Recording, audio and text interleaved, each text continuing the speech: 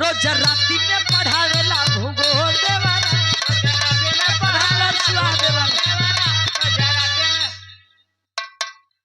और सादर सम्मान के सुंदर पुरस्कार हमारे बड़े भैया दरोगा यादव जी प्रतापगढ़ गीतानगर की धरती से विराट बड़ा शुभचिंतक सुंदर पुरस्कार 200 रुपया कोट कोट शर्मन है।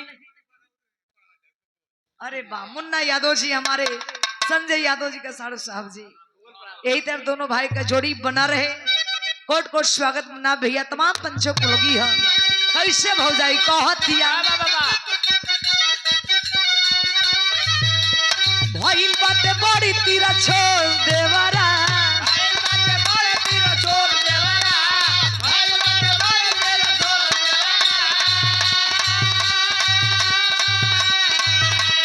भइल बाटे बड़ी तीरा छोड़ देवरा रोज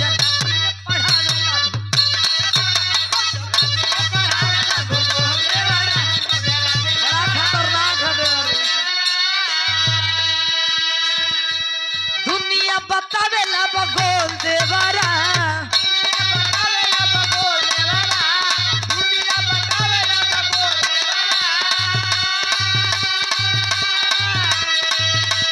दुनिया बतावेला बगोल देवरा रोज राती में पढ़ावेला भूगोल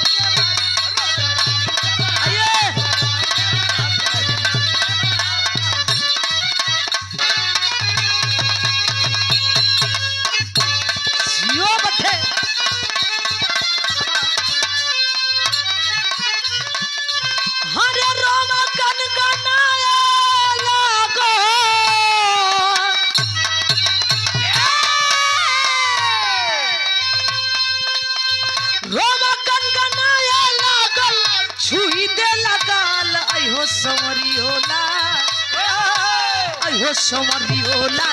मेकअप कोइल भइल जीव के का अयो समरी होला कैसे भैया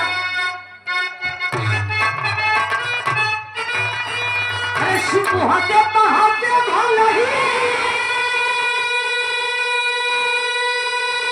अरे छेदही चलरी उपहास करे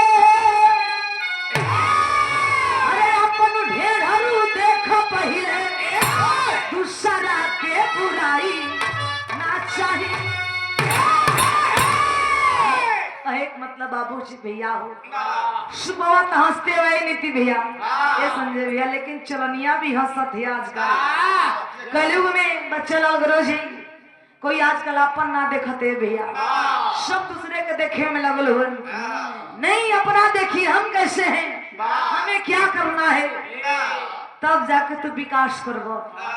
नहीं दूसरे के देखा अरे फलाना देखा अरे पच्चा लाल कैसे फॉर्च्यूनर से चलो तो अरे नहीं चलिए मत बाबूजी बराबरी करिए मेहनत करिए आप भी आगे बढ़िए नहीं लक्ष्मी के कैसे प्रोग्राम कटवा देवे के हजूर सच बोल के बयाना आओ लेकिन फट जा का दरोगा भैया अरे जेकर राम ना बिगड़ियो कोई आदमी खाक बिगाड़ी जेकर लिखल राज करे को कबो राज करे क्या भैया हां भैया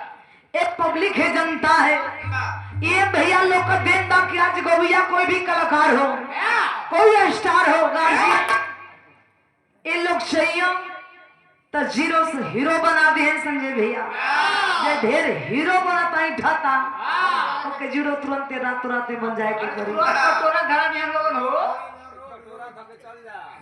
ते जनता है आप लोग का प्यार से लक्ष्मी को बरसत रहे तो हाई देखी ऐसे भैया हो दूसरा का देखे से मिला पन्ना झांक ले के चाहिए बुरा जो देखन में चला बुरा ना मिला कोई जो तुम ढूंढाया अपना हमसे बुरा ना कोई अपने आप देखिए दूसरे को मत देखिए बाबूजी तो और पहला का भैया अगले अरे लुट्टू खसो के पैसा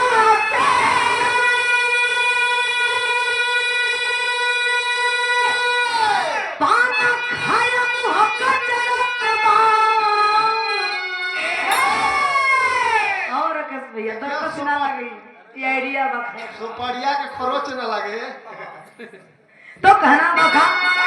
लुट्टू खसोटी के पैसा से पाना खाया मुहक्का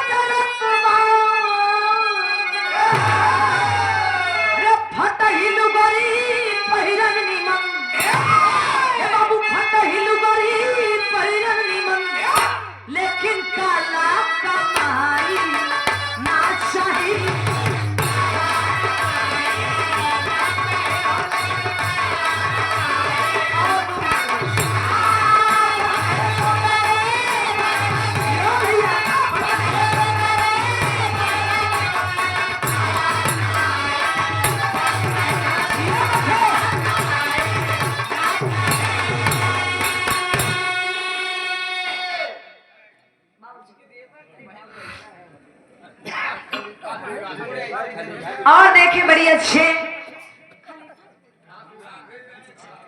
इधर खाली राधे खलीफा जी गुरुजी बड़ी अच्छे कलाकार बानी। गुरुजी सम्मान के लिए सुंदर भाव पर गीत पर 50 रुपया कोट कोट शर्मन है। तमाम गार्जियन बाबूजियों के बहुत अनुस्ते प्राण हो। लेकिन कहना है बाबूजी लूटी खसोटी के पैसा से यानी चोरी के धन है भैया शुमोरी में चले बाबू हो। ऐसे पंचापर मेहनत का पैसा रसेला जे मेहनत करके आगे बढ़ल बाबू जो है इतिहास लिखल बाबू हो। तो और पहला अगले लाइन में कहा भी समय को देखते हुए ताकत हो खेतो पुकार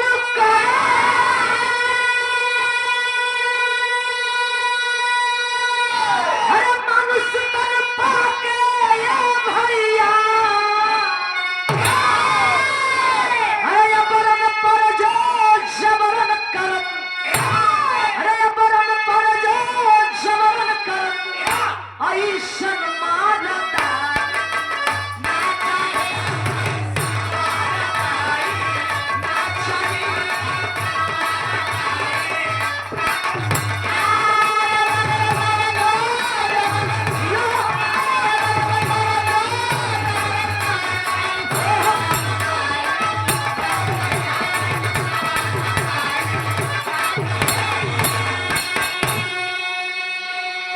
अहे बाबूजी कवि जी के लिए सवाल करती है भैया हो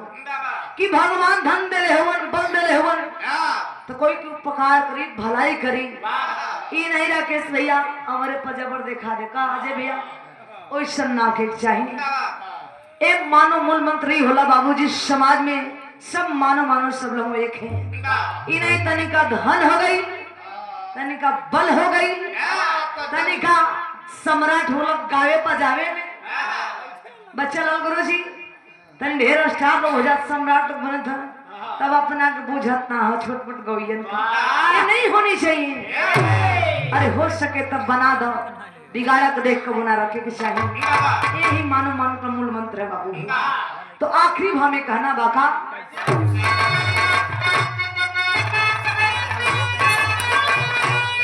यहाँ का जनता बदे लाइन में हमारा खातिर का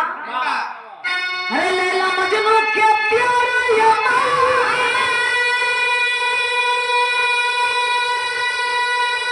इतिहास दुनिया जानत बा। ए भैया प्यार कोई भी रिश्ता हो बाबूजी गार्जियन ओके बनौले के मूल होला। आजकल रिश्ता तुरंत टूट जाती है।